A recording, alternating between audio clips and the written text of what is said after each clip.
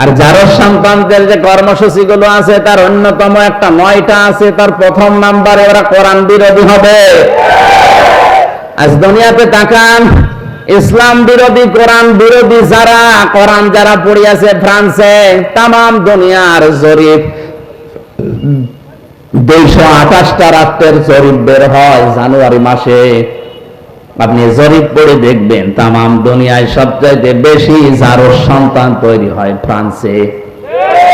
ওরা কোরআনকে গালি দেয়, রসুলকে গালি দেয়, কোরআন পড়িয়ে ফেলে, পা দিয়ে লাথি মারে, এমনি না, কারণ ওগুলোর জন্মে ভেজাল আছে।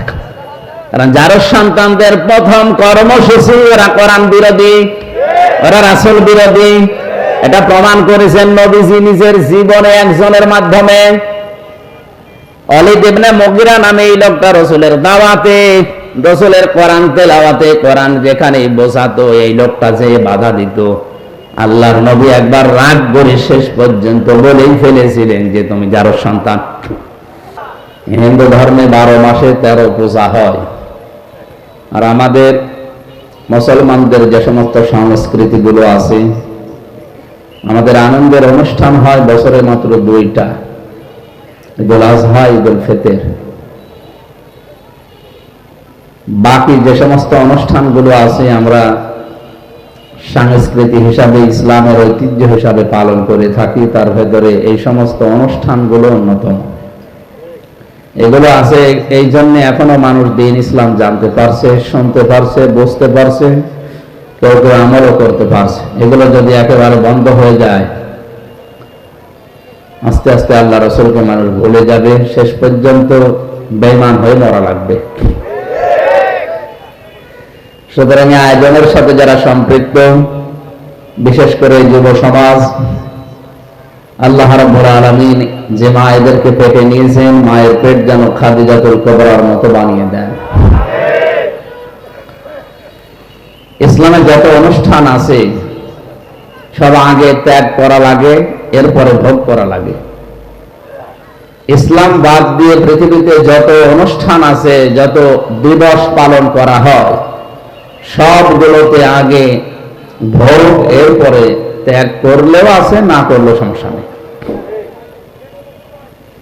ঈদুল আজহা, ঈদুল ফিতর আমাদের সবচাইতে ধর্মীয় বড় অনুষ্ঠান।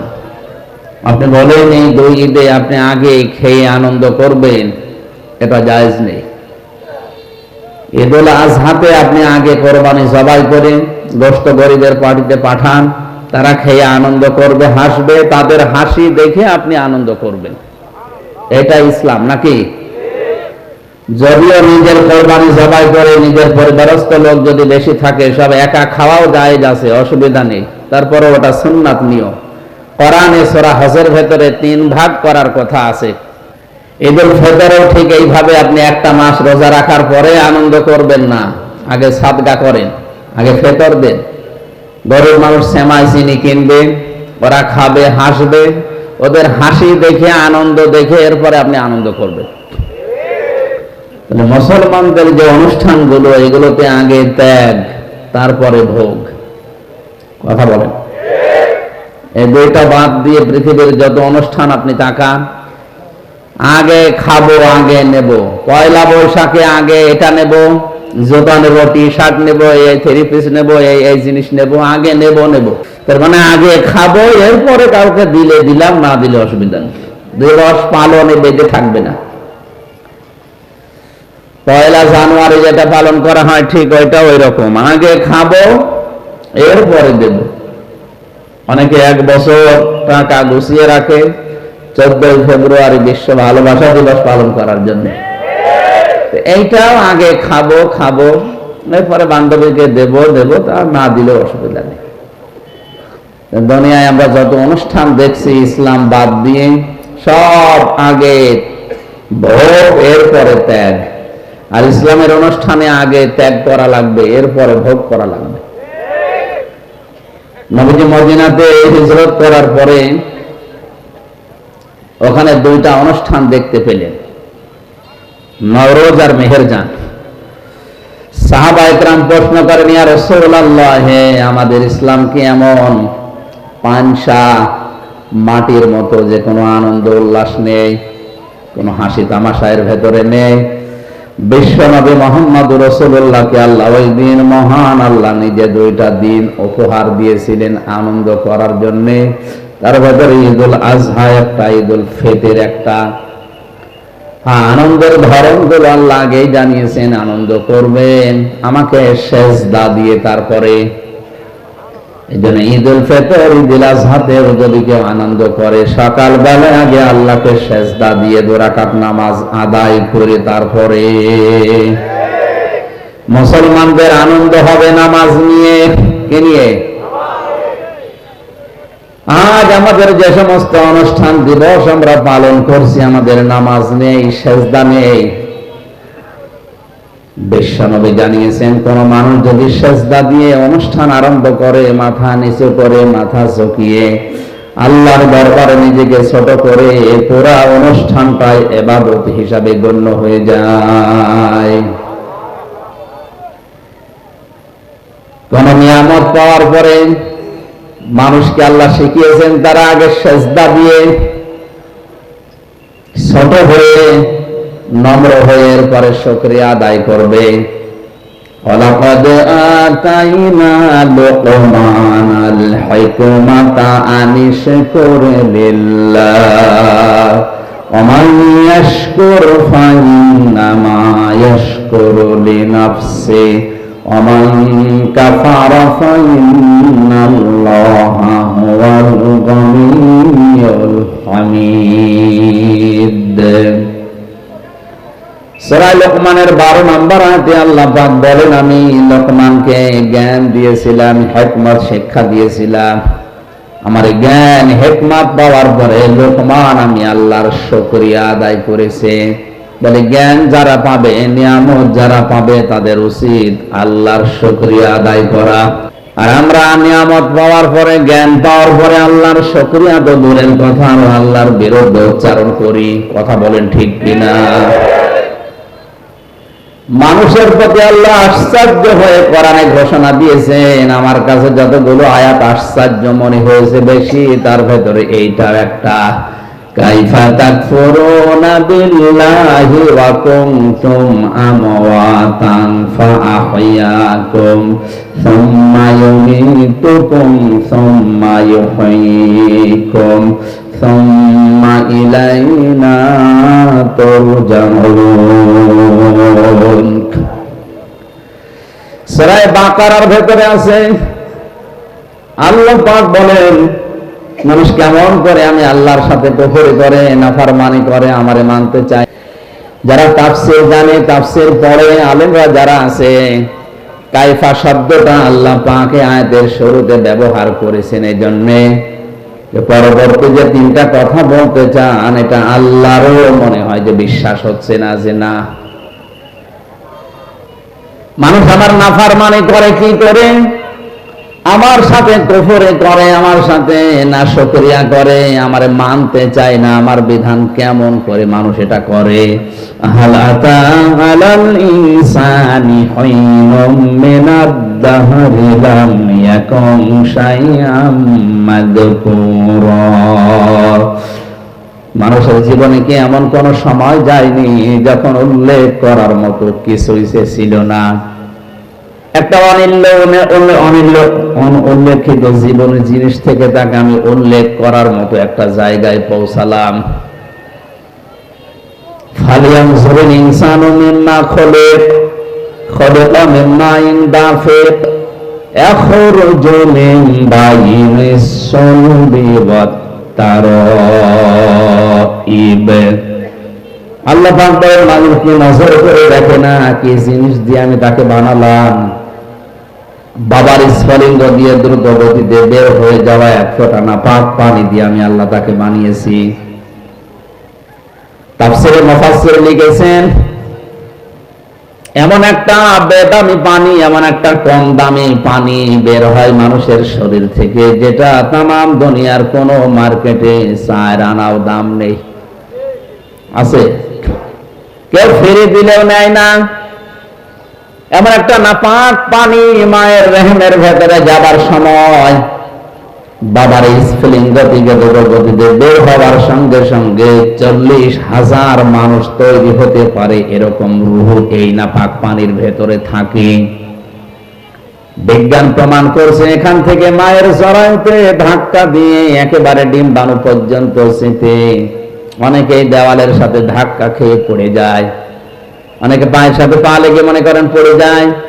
শেষ পর্যন্ত কারো 1টা 2টা 5টা 7টা 13টা পর্যন্ত বাচ্চা টিকে থাকে। ক্যালিফোর্নিয়ায় এক মহিলা 13টা সন্তান জন্ম দিয়েছে, এটাই মনে হয় সর্বোচ্চ, এর উপর আর নেই। তা আমার জিহাদ ছিল, আমার পরিশ্রম ছিল, আমার প্রতিযোগিতা ছিল, সে একেবারে জন্মের শুরু থেকে আমি আরম্ভ করলাম ওই জায়গা থেকে। মহান আল্লাহ আমাকে 40 দিনের ভেতরে একটা জমাট রক্তে পরিণত করলেন এই বীর্যটাকে। ثم خلقنا النطفة علقة فخلقنا العلقة مضغة فخلقنا المضغة عظاما فكسونا العظام لحما ثم أنشأناه خلقا آخر فتبارك الله أحسن الخالقين। আমি হাদিসটা বারবার বলেছি আলোচনাতে, আজকেও বলছি, কোরআনের কোন আয়াত বোঝার জন্য যদি কেউ মন মানসিকতা নির্দিষ্ট করে, ও যদি নাও বোঝে, শুধু চেষ্টা চালায় যে কি বলতে চায় আল্লাহ, তাও 500 রাকাত নফল নামাজের সওয়াব হবে। এই জন্য আরো অ্যাক্টিভ হওয়া লাগবে। চারিদিকে সব বন্ধ করে দেন, এদিকে ওদিকে তাকানো পর্যন্ত বন্ধ, গল্প করা তো দূরের কথা। 1টা ঘন্টা এদিকে একটু খেয়াল করে সূরা বাকারার মাত্র 1টা আয়াত আমরা পড়েছি, ওই আয়াতের তাফসীরুল কোরআন মাহফিলের হক আদায় করে চেষ্টা চালাবো, আল্লাহ যেন তৌফিক দেন। জোরে বলেন আমিন। 40 দিন 40 দিন 40 দিন এভাবে করে করে 6 মাস পর্যন্ত মানুষকে তৈরি আমার আল্লাহ করেন। এই জন্য 6 মাসের আগে কোনো বাচ্চা যদি দুনিয়ায় আসে, ওটা তার আপন বাবার না, ওটা অন্য বাবার। কথা বোঝেন আমার? 6 মাসের আগে কোনো সন্তান জন্ম নেবে না, 10 মাস 10 দিনের পরে আর যায় না, এই সময়ের ভেতরে তাকে দুনিয়ায় আসা লাগবে। কোরআনে কারীম জানিয়েছে কোন বাবা সন্তানের দুধের দায়িত্ব নেওয়া লাগবে বাবাকে। মা যদি দুধ সন্তানকে 2 বছর পান না করায়, মায়ের গোনা হবে না, কারণ এই দায়িত্বটা, এই খরচটা যে করা লাগবে, এই শ্রমটা বাবার। ইউতিম্মার রাদা, এটা মুযাক্কার শব্দ। মা যদি দয়া করে পান করিয়ে দেয়, টাকা পয়সাও নেয় এর জন্য, এটা সে দয়া করলো। কথা আমি বোঝাতে পেরেছি? সন্তান হবার পরে দুধ পান করার দায়িত্ব কার? বাবার। কার? আমাদের দেশের মায়েরা মনে করেন এগুলো দয়া করে পান করিয়ে দেয়, টাকা পয়সা নেয় না, এটা বাবার প্রতি একটা ইহসান। আল ওয়ালিদাতু ইরদিউনা আওলাদাহুন্না হাওলাইনি কামিলাইনি লিমান আরাদা ইউতিম্মার রাদা। সূরা বাকারা 2 নম্বর পারা 17 নম্বর পৃষ্ঠার 1ম নম্বর লাইনের 232-33 নম্বর আয়াতে আছে। আল্লাহ পাক বলেন, আমি আদেশ করেছি এই পৃথিবীর যারা দায়িত্বে আছে, বিশেষ করে বাবা, তারা যেন তাদের সন্তানদেরকে 2 মাস পর্যন্ত দুধ পান করায়, তার মাকে দিয়ে হোক, ধাত্রী মাকে দিয়ে হোক, যাকে দিয়ে করাক। মায়েরা যারা এসেছেন, আমি সহ যত মানুষ এখানে আমাদের স্ত্রীরা আছে, সন্তানদেরকে 2 বছর পর্যন্ত দুধ পান করিয়ে দিচ্ছে, এটা আমাদের প্রতি একটা ইহসান। যদি আমরা এখানে কেউ স্ত্রীকে 2 বছর দুধ পান করানোর জন্য 50,000 টাকা দেইনি, দিয়েছে? একটা শিশু জন্মের পর থেকে প্রতিদিন 8-9 বার করে দুধ পান করে মায়ের। বিজ্ঞান প্রমাণ করছে প্রতিবার যদি 1 পোয়া করে হয় তাহলে 8 থেকে 9 বারে প্রায় 2 কেজি করে একদিন 2 পাক পান মানুষ করে। এইটার ভেতরে আল্লাহ সব দিয়েছেন। এর ভেতরে পানি আছে, মিষ্টি আছে, এর ভেতরে ভিটামিন আছে, যা লাগে একটা মানুষের জীবন চালাতে সব এই দুধের ভেতরে। এজন্য বাইরের কোনো খাবার একাধারে 6 মাস যদি কোনো মানুষ নাও খায় কোনো অসুবিধা নেই। এমনও আছে দুনিয়ায় একটা মাত্র খাবার আছে যার নাম দুধ। এটা খেলে ভাতে খাবারের চাহিদাও পূরণ হয়, পানির চাহিদাও পূরণ হয়। এই জন্য সন্তান যদি জন্মের পরে মায়ের স্তনের দুধ বেশি করে পান করতে পারে তাহলে সে সুস্থ থাকে, হৃষ্টপুষ্ট হয়, এমনকি তার রোগ শোক কম হয়। এমন এখন আমাদের রোগ সারে না, শরীর চলে না, কারণ মায়েরা এখন অধিকাংশ সন্তানদেরকে আর দুধ দিতে চায় না, ফিডার খাওয়ায় আর ডানো আনো। আমাদেরকে পাগল পেয়েছে, আমাদের বলো ডানো আর আমরা নিয়ে আসি। ডানোর ভেতরে যে সমস্ত জিনিসগুলো দিয়েছে তার অন্যতম এটা পশুর একটা কিছু মিশিয়ে দেয়। পশুর যে দুধ আছে, পশুর ওই দুধগুলো ডানোর ভেতরে মিশ্রিত আছে। আমার কথা নয়, পত্রিকা থেকে বলছি। এই কারণে আমরা অধিকাংশ মানুষ দেখি ডানো খেয়ে খেয়ে যারা বড় হয় চরিত্রগুলো পরবর্তীতে পশুর মতো হয়ে যায়। এটা বন্ধ করা দরকার। মায়েরা আপনারা একটা অনুগ্রহ স্বামীদের উপরে করছেন, এটা করেন। সন্তানকে দুধ পান করানো এটা যদিও বাবার খরচে, আপনারও দায়িত্ব আছে, কারণ বাবাকে আল্লাহ এই মেশিন দেয়নি। এই মেশিন দিয়েছে কাকে? মাকে। আমি একটা কথা বোঝানোর জন্য আয়াতটা পড়েছিলাম। 2 বছরে কত মাস হয়? 24। বলেন বলেন।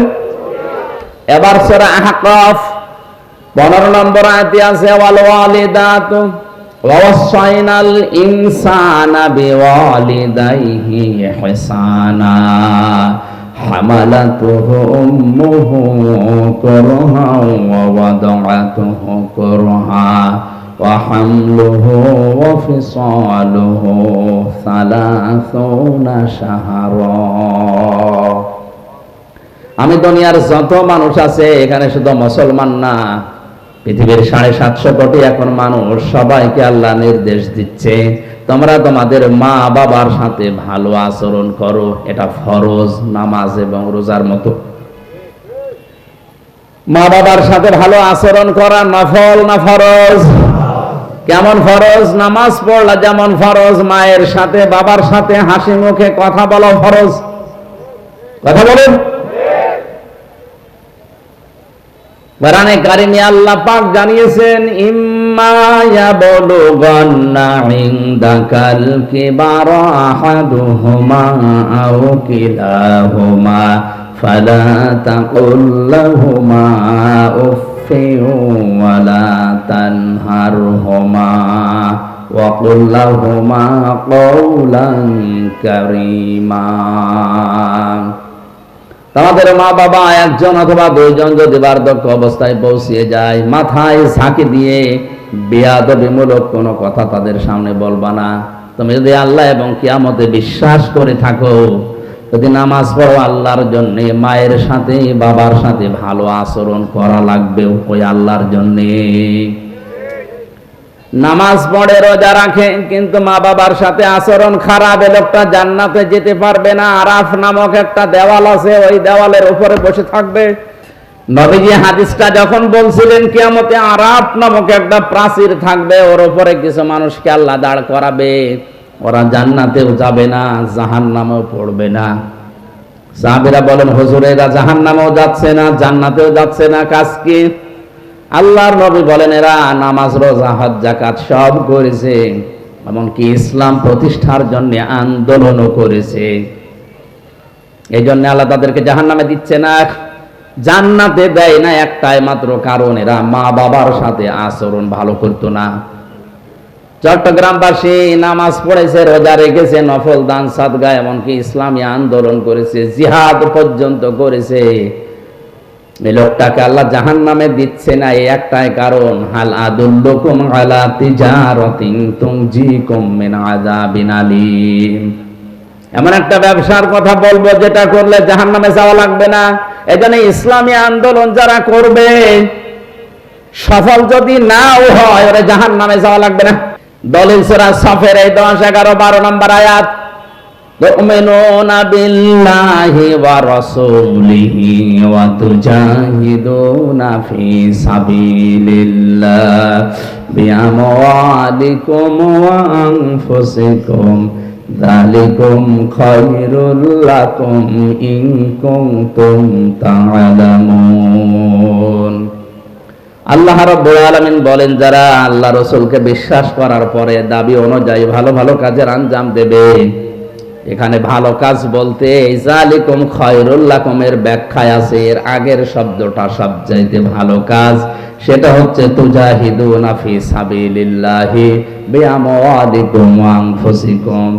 জান আর মাল দিয়ে আল্লাহর দ্বীনকে জমিনে প্রতিষ্ঠা করার জন্য যারা আন্দোলন করবে, চেষ্টা চালাবে, এইটাই আল্লাহর কাছে সবচাইতে ভালো কাজ।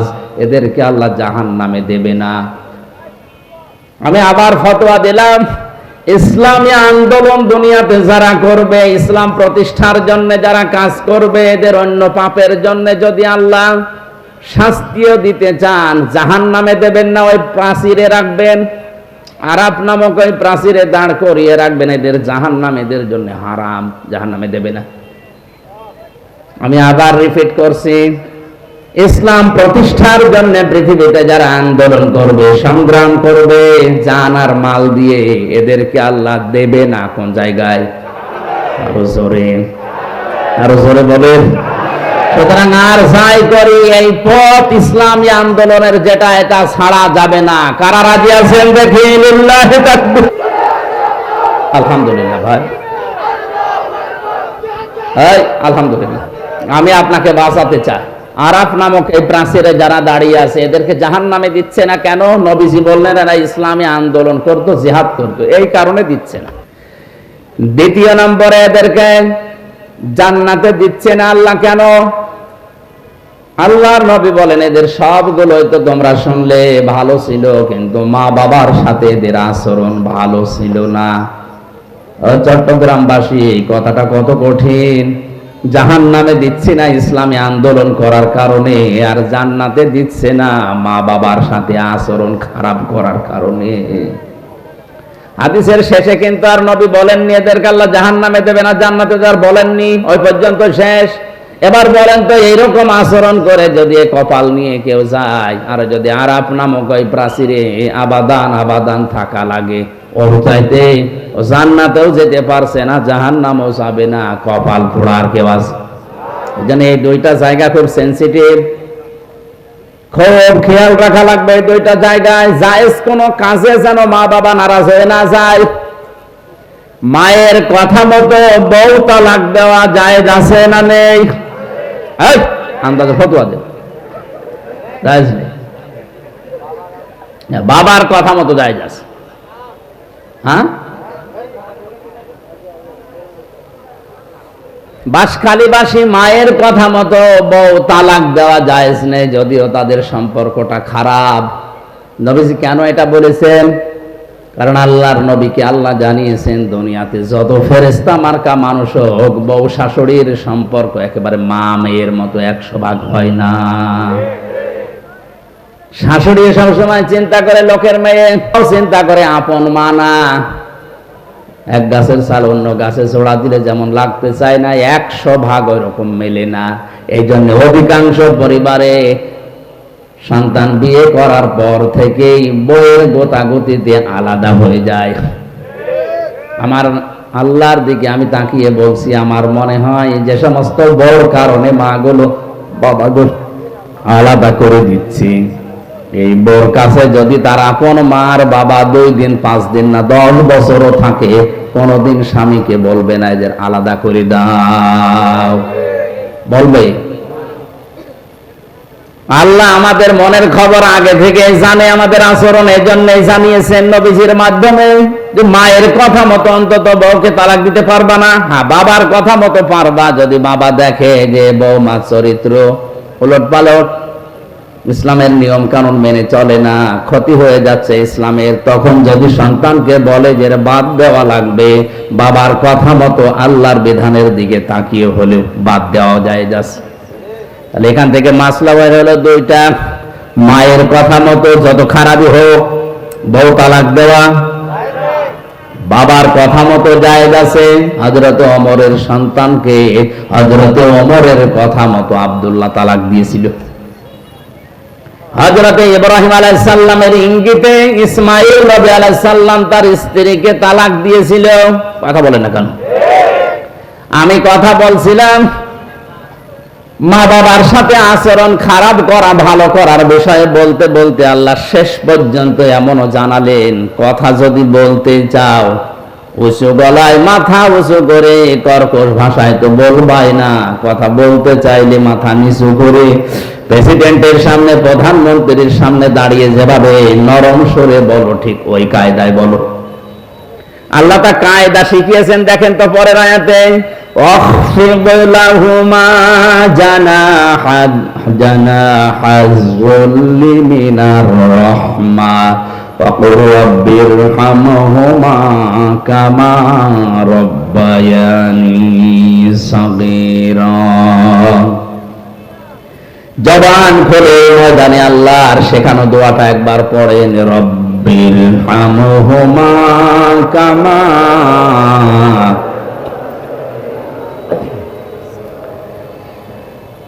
অখফেদ আলেমদেরকে বলছি এবার। আল্লাহ বলেন খফজন শব্দের শাব্দিক অর্থ কিন্তু ডাউন করা, শুধু ডাউন না, খফজন মানে ডাউন করার পরে ফল করে দেওয়া। আল্লাহ বলেন ডাউন করবা, এরপরে ফল করবা। কি? জানা হাজুল্লে, বিনয়ের ডানা। কিসের ডানা? মানুষের ডানা হয়? না না, ডানা হয় না। মানুষের তো হাত, মানুষের ডানা নেই। আল্লাহ ডানা ধার করে এনে এই জায়গায় লাগিয়েছেন। বালাগাত মান থেকে একটা চ্যাপ্টার আছে, আল্লাহ কেন ডানা ধার করে নিয়ে এসে আমাদেরকে দিলেন। আমাদের তো বাহু আছে, বাহু বল, আমাদের হাত আছে। ইয়াদুন শব্দটার মানে হাত, আল্লাহ ইয়াদুন মনে হয় জানে না। আল্লাহ জানাহুন দিয়েছেন। ডানা শব্দ এই জন্য দিলেন কারণ ডানার ভেতরে পর থাকে, এটা মোলায়েম, সফট, নরম, কোমল, এটা আরামদায়ক। আর হাতের ভেতরে আছে হাড়, এটা এত শক্ত, যদি মোট করে কেউ পেটের উপরে লাগায় বলবে কি লাগাবা, আর 65 না 100। এর ভেতরে যেহেতু নরম কিছু নেই, আপনার আচরণ যেন সফট হয়, কোমল হয়। আল্লাহ এটা বোঝাতে পাখির ডানা ধার করে আমাদেরকে শুধু দেননি, আল্লাহ বলেন খফজন করবে তোর এই ডানা। একেবারে ডাউন করার পরে শুধু ছাট করে রাখবে না, হেলিকপ্টারের ডানার মতো, এরোপ্লেনের ডানার মতো এরকম সোজা করে রাখলে হবে না। জানা হাজুল্লি মিনার রহমা। আল্লাহ হেলিকপ্টার এরোপ্লেনের কাছ থেকে ডানা নেননি, নিয়েছেন পাখির কাছ থেকে। ওদের কাছ থেকে নিলে আল্লাহ সমস্যা কি ছিল? সমস্যা ছিল এরোপ্লেনের ডানা ডাউন হয়, ফল হয় না, ফল হলে উড়বে। আর পাখির ডানা ডাউন করার পরে ফল করলে উড়ে যেতে পারে। আর এর ডানার ভেতরে এমন নরম নরম পর আছে, পাখা আছে, এত সফট, এটা কোমল, এটা এত আরামদায়ক।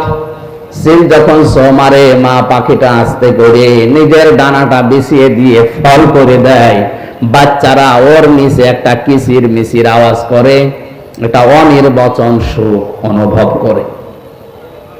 আল্লাহ দুনিয়ার মানুষকে উদাহরণটা দিয়ে বোঝাতে চাইছেন, পৃথিবীর মানুষেরা, তোমার মা বাবা শেষ বয়সে এসে যখন তোমার আন্ডারে আসবে, তোমার এই ডানার নিচে থাকার পরে যেন মনে করে যে আমার হামজা থাকতে আমার আর অসুবিধা নেই।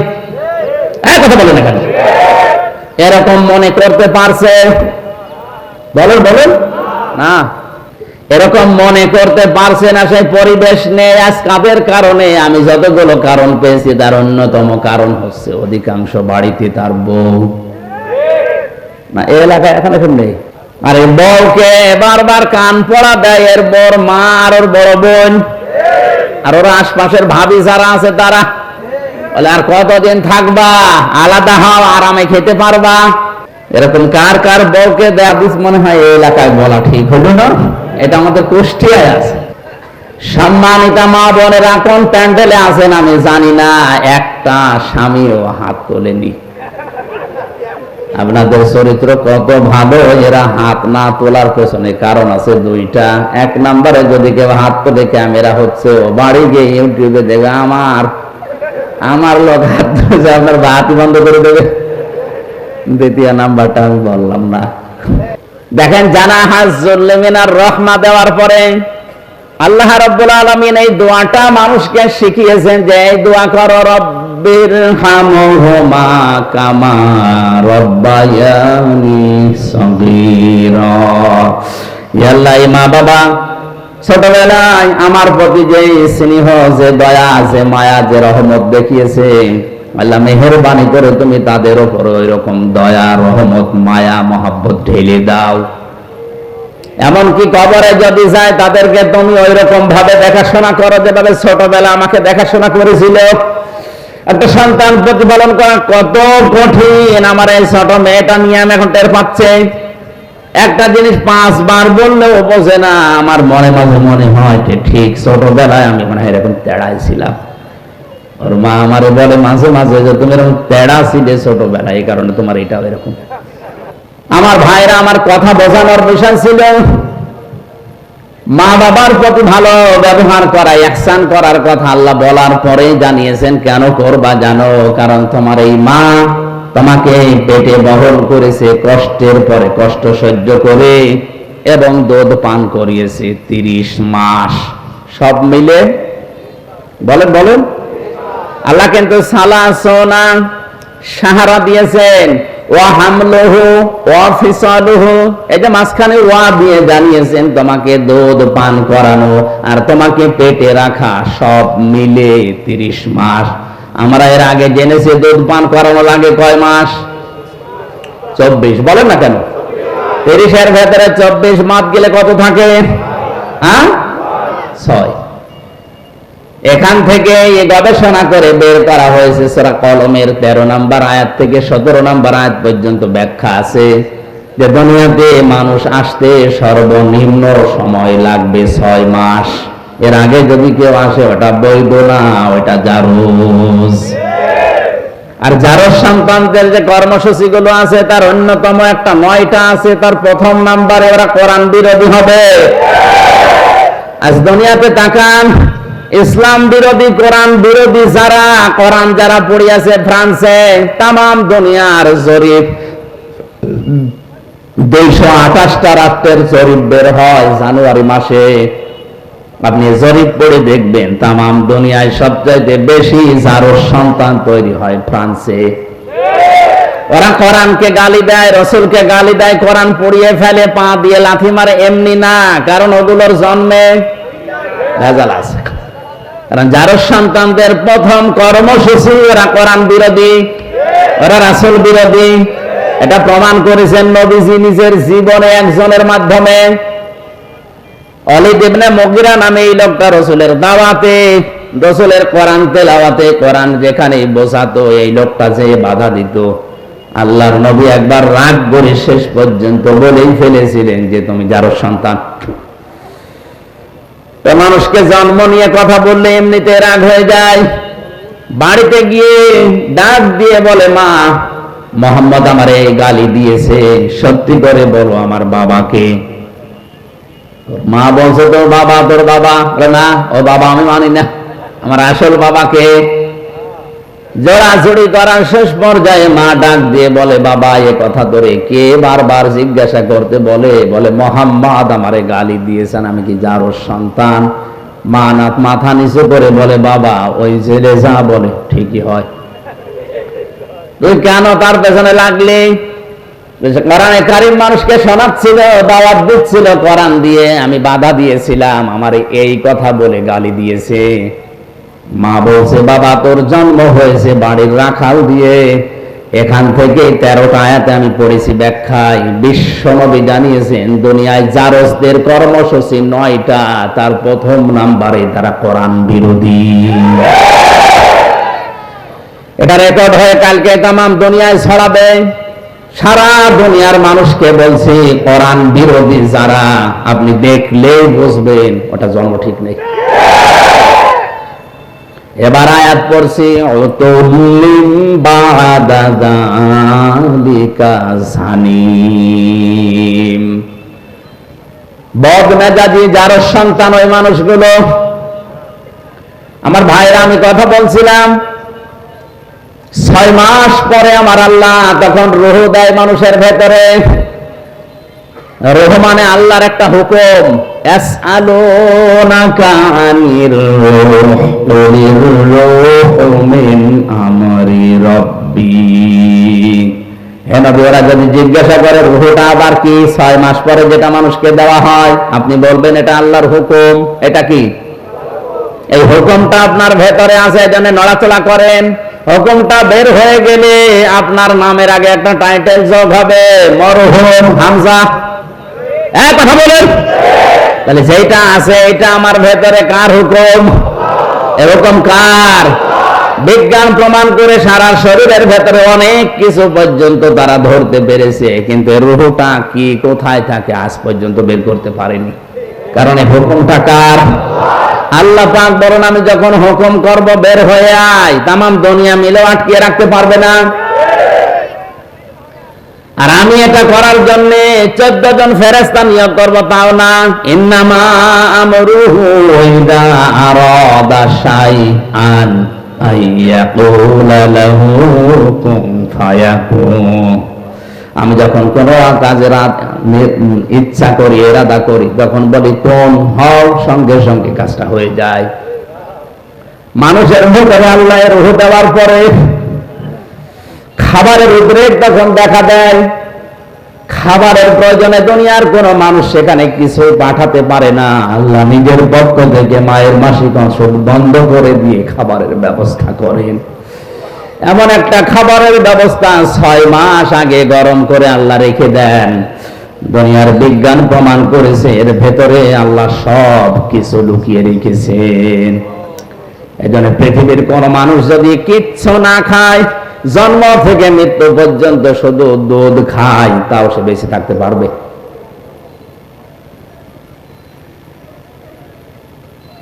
আল্লাহ রাব্বুল আলামিন মানুষকে মায়ের পেট থেকে এবার বের করবেন, খাবারের ব্যবস্থা করে দিলেন, তাও নাভির সাথে নাভি দিয়ে, মুখ দিয়ে নাপাক রক্ত দেননি। তাফসীরে মুফাসসির লিখেছেন নাপাক রক্তটা মুখ দিয়ে না দিয়ে নাভির সাথে দিয়েছেন। এই জন্য দুনিয়ার মানুষকে আল্লাহ জানাতে চায়, বান্দা নাপাক জিনিসটার মুখ দিয়ে দিলাম না, দুনিয়ায় যে এই মুখটা দিয়ে আমি আল্লাহর কোরআন পড়বি, আমি আল্লাহর নামের জিকির করবি। অথচ মানুষ এত নেমো খারাম, এত হারামি, এত খারাপ, দুনিয়ায় আসে আল্লাহর ওই বানানো সুন্দর পবিত্র মুখটা দিয়ে হারামি জিনিস এই মুখ দিয়ে প্রবেশ করাচ্ছে। যত রকমের হারাম জিনিসের মুখ দিয়ে প্রবেশ করায় আল্লাহ। এই জন্য কাইফা শব্দটা দিয়েছেন। আমি এই শব্দের ব্যাখ্যা করতে গিয়ে একটু চলে গিয়েছিলাম। আল্লাহ বলেন কাইফা তাকফুরুনা বিল্লাহ, কেমন করে আমার সাথে নাফরমানি করো। আমার তো বিশ্বাস হতে চাই না, কারণ যে পর্যায়ে ছিল এখান থেকে এ পর্যন্ত আনতে কেউ ভূমিকা পালন করেনি। হ্যাঁ, তোমার মা বাবার দায়িত্ব ছিল শুধু বিছানায় থাকা, বাকি যা করার করেছে কে? এতটুকু আল্লাহ শেষ করেননি। আল্লাহ রাব্বুল আলামিন বলেন মানুষদেরকে আমি মায়ের পেট থেকে এবার আস্তে করে বের করে আনার জন্য ফেরেশতাদেরকে যারা নিয়োজিত আছে সিদ্ধান্ত দেই যে যাও, ওয়াল্লাযী আল্লাহু আখরাজাকুম মিন বুতুনি উম্মাহাতিকুম লা তা'লামুনা শাইআ।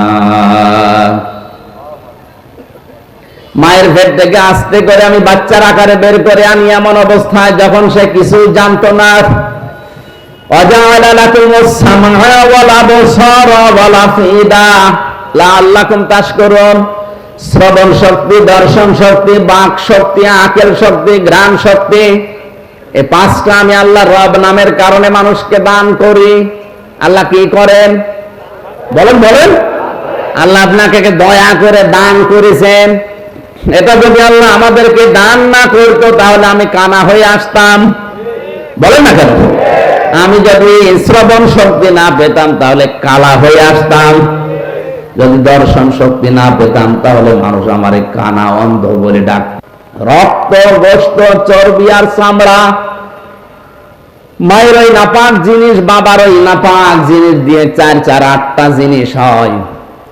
বিজ্ঞান এখন জানিয়েছে মানুষ তৈরি করার জন্য কমপক্ষে 13টা উপাদান লাগবে। কয়টা? মার বাবা দিয়েছিল 8টা, ওইটাও আল্লাহ বানিয়েছে। আর আল্লাহ নিজের পক্ষ থেকে মানুষের ভেতরে আরো 5টা জিনিস স্পেশাল ভাবে দেয়। এটা কিছুক্ষণ আগে যেটা সূরা নাহলের 78 নম্বর আয়াতের শেষের দিকের অংশ দিয়ে বললাম, ওয়াজআলা লাকুমুস সামআ ওয়াল আবসারা ওয়াল আফইদা। এখানে 3টা আছে, আর সূরা নূরের ভেতরে আছে 2টা। এই 8, 5, 13টা জিনিস যখন এক হয়ে যায়, ফেরেশতারা জিজ্ঞাসা করে রব্বুল আলামিন, এটাকে কি আমরা এখন ছেলে বানাবো না মেয়ে বানাবো? সিদ্ধান্ত দেওয়ার মালিক কে? যারা মেয়ে হলে বা ছেলে হলে রাগারাগি করে স্ত্রীর সাথে, রাগারাগি স্ত্রীর সাথে না, ও যেন করছে প্রকারান্তি আল্লাহর সাথে। কারণ এর দায়িত্ব তো আপনার মা বাবার না, স্ত্রীরও না, স্বামীরও না, এর দায়িত্ব কার? ফেরেশতারা কমপ্লিট করে জিজ্ঞাসা করে, আল্লাহ যদি বলেন ছেলে বানাও, দুনিয়ার তামাম একদিক হয়ে গেল, এই সিদ্ধান্ত নড়াতে পারবে না। হ্যাঁ, আল্লাহ দয়া করে কাউকে প্রথমে মেয়ে দান করে, এটা কোরআনে সূরা শূরায় আছে। ইয়াখলুকু মা ইয়াশা ইয়াহাবু লিমান ইয়াশাউ ইনাসা ওয়া ইয়াহাবু লিমান ইয়াশাউ যুকুর আও যাওবিজুহুম যুকরানা ওয়া ইনাসা ওয়া ইয়াজআলু মা ইয়াশাউ আকিমা ইন্নাহু আলীমুন কাদির। তিনি সৃষ্টি করেন, কাউকে মেয়ে দেন, কাউকে ছেলে দেন। আগে কার কথা? আরো জোরে বলে। মেয়ের নাম আল্লাহ আগে দিয়েছেন। এই জন্য আয়াতের তাফসিরে বিশ্বনবী মুহাম্মদ রাসূলুল্লাহ নিজেই যাচ্ছেন, রুহুল মানিতে আছে, আল্লাহ মেয়ের নাম দিয়ে আরম্ভ করেছেন। এই কারণে আল্লাহ মেয়ের প্রতি বেশি খুশি। কারণ যে ঘরে একটা মেয়ে আসে, নবীজি বলেন ওই ঘরে একটা জান্নাত আল্লাহ পাঠায়। ওর উপরে যদি 4টা দায়িত্ব তার মা আর বাবা গার্জিয়ান পালন করে, কিয়ামতের দিন আমি নবী গ্যারান্টি দিচ্ছি, সবাই যখন বিচারে থাকবে, এই মেয়ের প্রতি 4টা দায়িত্ব পালনকারী মা বাবা আর গার্জিয়ান আমি নবীর সাথে এভাবে পাশাপাশি থাকবে। মা বাবা আর গার্জিয়ান যারা আছেন, 4টা কাজের প্রথম নাম্বারে তার সুন্দর নাম রাখা। কি নাম? বলেন বলেন। একটা অর্থবোধক নাম রাখতে হবে। আপনাদেরকে আমি বলছি, অনেকে স্বামীর সাথে নাম জুড়ে নিজের নাম লেখে না, এটা জায়েজ না।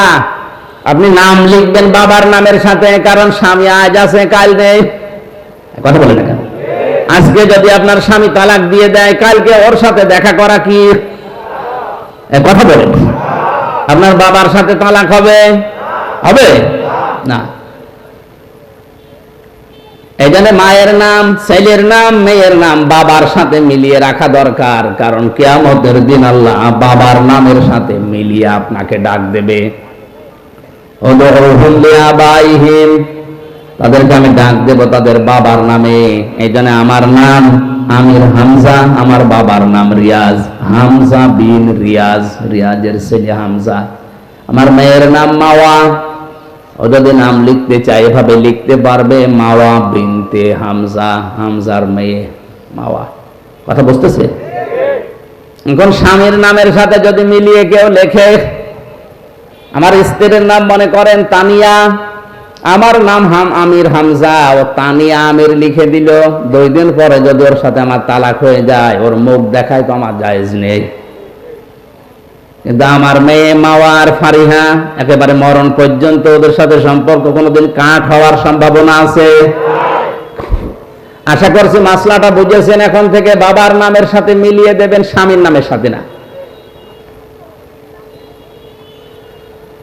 মেয়ে যে ঘরে আসে সুন্দর একটা অর্থবোধক নাম তার রাখা দরকার। কিয়ামতে আল্লাহ যদি মানুষকে মাফ করতে গিয়ে একেবারে কিছু না পায়, একটা নাম যদি পায় সুন্দর ইসলামী নামের রসুলাতে হলেও আমার আল্লাহ শেষ পর্যন্ত মাফ করে দেবে।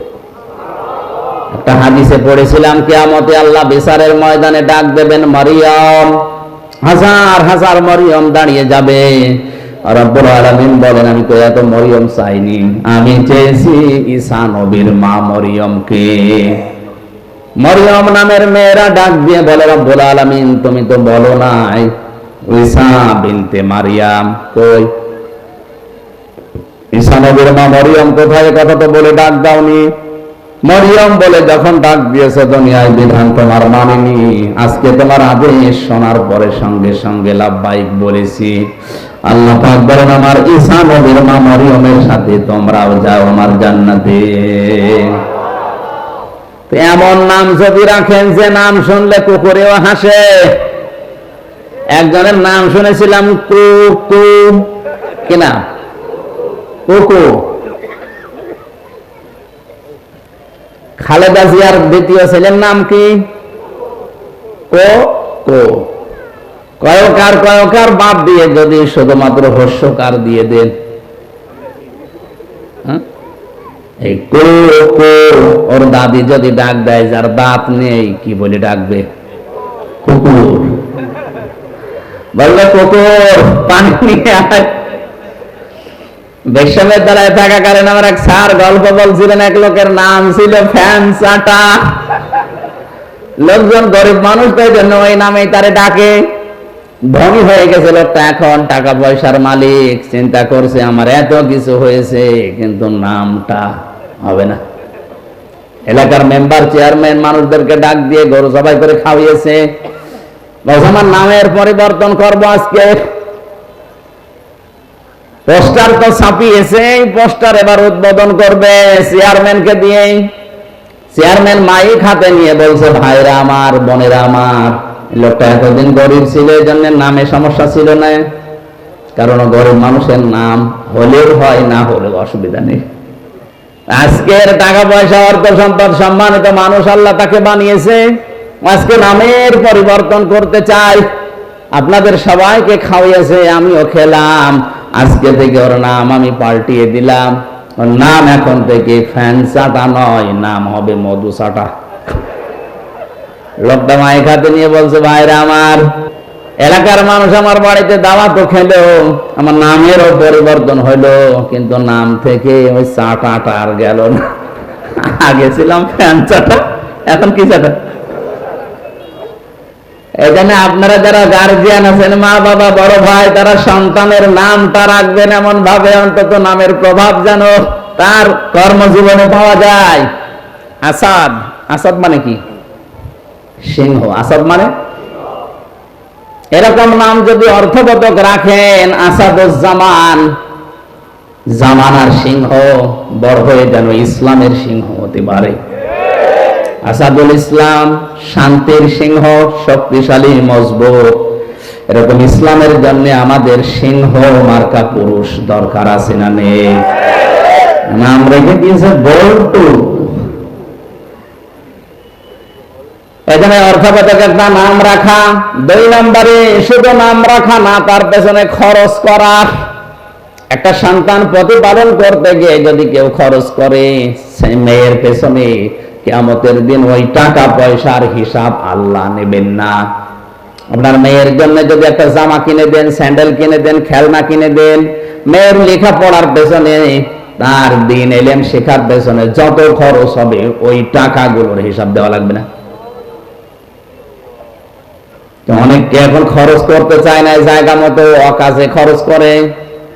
3 নম্বরে এই মেয়েটাকে শুধুমাত্র শিক্ষা দেওয়া, মানে টাকা পয়সা খরচ করে তার পেছনে বড় করা না, তার পেছনে দ্বীনের শিক্ষা দেওয়ার জন্য ব্যয় করা সামর্থ্য অনুযায়ী। বাংলাদেশ সহ আমাদের মুসলিম দেশগুলোতে এখন বিশেষ করে এই লাইনে যেগুলো আছে, এই লাইনের গুলো আমরা ইসলামী শিক্ষা পুরুষদের তুলনায় মেয়েদেরকে অনেক পিছিয়ে দিয়েছি। পুরুষের মাদ্রাসা বা ইসলামী লাইনের যে সমস্ত শিক্ষা প্রতিষ্ঠান অনেক বেশি হয়ে গেছে, মেয়েদের গুলো একেবারেই কম। অথচ একটা মানুষকে মানুষ বানাতে হলে সবচেয়ে বেশি ভূমিকা পালন করে যিনি, তিনি মা। এখানে যারা এসেছেন আজকে থেকে সিদ্ধান্ত নেবেন আপনার মেয়েকে আপনি ডাক্তার বানাবেন, ইঞ্জিনিয়ার বানাবেন, বিশ্ববিদ্যালয়ের শিক্ষক বানাবেন, কোনো অসুবিধা নেই। কিন্তু পাশাপাশি প্রথমে তাকে আগে ইসলাম মানতে গিয়ে যা লাগে ওই শিক্ষাটা দিয়ে নেবেন। আর এই শিক্ষাটা যেখানে পাওয়া যায় এরকম জায়গায় আপনি যাবেন, এটা তো পাওয়া যাবে। কারিতাসের যে স্কুলগুলো আছে এখানে, আশা, ব্যারাকে, কথা বলেন না কেন? সন্তানকে প্রথমেই দেওয়া লাগবে ইসলাম মানতে গিয়ে যে নিয়ম নীতি গুলো আছে এগুলো যেখানে শেখায় তার নাম মাদ্রাসা।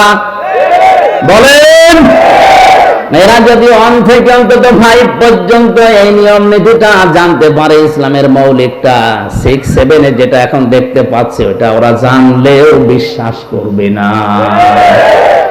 7 বইতে ইসলাম শিক্ষা দিয়েছে দুর্গাদের এভাবে সাজিয়ে পূজা করা হচ্ছে, এটা ইসলাম নয়। এরা 5 পর্যন্ত যদি ভেদটা শক্ত করতে পারে, 6, 7 যে দরকার চ্যাপ্টার বাদ দেবে, তারপরও আল্লাহ বাদে দেবতাকে বিশ্বাস করবে না। মাথায় মগজ থাকলে আপনি বুঝেছেন। 4 নম্বরে একে এমন জায়গায় দিয়ে দেওয়া লাগবে পাত্র যেন সৎ হয়। আমরা অনেকে আছি এখন সন্তানকে বিয়ে দেওয়ার জন্য মা বাবার তুলনায় দেখা যাচ্ছে জিজ্ঞাসা করে ঘটক সাহেবকে যে আমার এই ছেলের এই যে জামাই বানাবো এর উপরে কামাই আছে, তো একটা হারাম জায়গা দেখে যদি স্বতঃস্ফূর্ত ভাবে জেনে বুঝে কোন সন্তানকে আপনি হাতে তুলে দেন, আল্লাহর কসম ওই মেয়েটা কোনোদিন শান্তিতে থাকবে না। গভীর রজনীতে আপনার জামাই আসবে ডাল খেয়ে, লাল পানি খেয়ে, ওই সংসারে শান্তি থাকবে? একটা ভ্যান চালকের সাথে বিয়ে দেন, তার চরিত্র যদি ভালো থাকে, 5 ওয়াক্ত নামাজ অন্তত পড়ে, কষ্ট হয় তার শরীরকে চালাতে, সংসার চালাতে, কিন্তু রাত 12টার সময় লাল পানি খেয়ে মদ খেয়ে ঘরে আসবে না। বহু ধনী ধনী মানুষের সাথে আমি মিশে দেখেছি, ওপরে ফিটফাট, ভেতরে সদরঘাট, শান্তি নেই। বাড়ি যায় রাত 1টার সময়, নিজের বউ বাদ দিয়ে অন্যের স্ত্রীর সাথে ফুর্তি করে বাড়ি গেছে, যে দেখে নিজের যুবতী মেয়ে পেট নিয়ে বসে আছে। কি গো, কার? আল্লাহ দিয়েছে। এখানে শিক্ষা ব্যবস্থায় আমাদেরকে এমন ভাবে তৈরি করে দেওয়ার দরকার, প্রাথমিকটা যেন বড় হয়ে অন্তত উল্টা পাল্টা লাইনে যেতে না পারে। আমার ম্যাডাম তো ইসলামী বিশ্ববিদ্যালয় থেকে অনার্স মাস্টার্স করা, অথচ ওর সাথে অন্যান্য সাবজেক্টের অনেকেই বিয়ের আগেই বাচ্চা জন্ম দিয়েছে। জোরে বলেন নাউজুবিল্লাহ। এ দোষ শুধুমাত্র ওদের না, সন্তানকে যদি এভাবে ছোটবেলা থেকে অন্তত ইসলামের মৌলিকটা শিখিয়ে দিতে পারতেন, বিশ্ববিদ্যালয় না অক্সফোর্ডে যাওয়ার পরে ওর শরীরকে হেফাজত করত। কিন্তু দিনটা এমন খারাপ আসতেছে সামনে, এমন পর্যায়ে আমরা পৌঁছিয়ে যাচ্ছি, এভাবে যদি ইসলামী শিক্ষা নিয়ে ষড়যন্ত্র হতেই থাকে আর শিক্ষা ব্যবস্থা যদি এভাবে চলতে চলতে আমাদের আয়ত্তের বাইরে চলে যায়, কিছুদিন পরে আপনার যুবক ছেলে মদ খাইয়ে আপনার বাড়িতে আসবে, আপনি কিছু বলতে পারবেন না। আপনার বিশ্ববিদ্যালয়ের পড়ুয়া মেয়ে পেট নিয়ে আসবে, আপনি কিছু বলতে পারবেন না। ইসলামী শিক্ষা দেওয়ার পাশাপাশি সন্তানদেরকে সব পাত্রে পাত্রস্থ করার তৌফিক আল্লাহ আমাদের দান করেন। 4টা কাজ যদি আমাদের গার্জিয়ানরা করি, অন্য কোন আমল যদি আমাদের কম থাকে, একেবারে নাও থাকে, তাও অসুবিধা নেই, ফরজটা ঠিক রাখবেন। এর পাশাপাশি যে দায়িত্বগুলো নবীজি দিয়েছেন সন্তানের প্রতি, এগুলো থাকলে কিয়ামতের ময়দানে মহান আল্লাহ আমাদেরকে নবীজির সাথে পাশাপাশি জান্নাতে রাখবেন। জোরে বলেন আমিন। আমি কায়ফা শব্দের ব্যাখ্যা করতে গিয়ে এই সিটিপিটি কথা বলেছিলাম যে মানুষের এই যে জন্ম থেকে শুরু করে পর্যন্ত আল্লাহ এগুলো আশ্চর্য হয়ে যায় যে নাফরমানি করে কি করি। এরপরে তোমাদেরকে আমি জীবন দিয়েছি, এরপরে মরণ দেব, আমার কাছে আবার ফিরে আসা লাগবে। আমাদের আনন্দের বিষয় আজকে থেকে আমরা নির্ধারিত করে নেব বা নিলাম, এখন থেকে মরণ পর্যন্ত আনন্দ হবে শুধুমাত্র কোরআনের সাথে সম্পর্ক আছে যেটা, ওইটা নিয়ে। আজকের সম্পর্ক কিসের সাথে? আমির হামজার সাথে। আল্লাহ আমাদেরকে কোরআন নিয়ে আনন্দ করার তৌফিক দিন।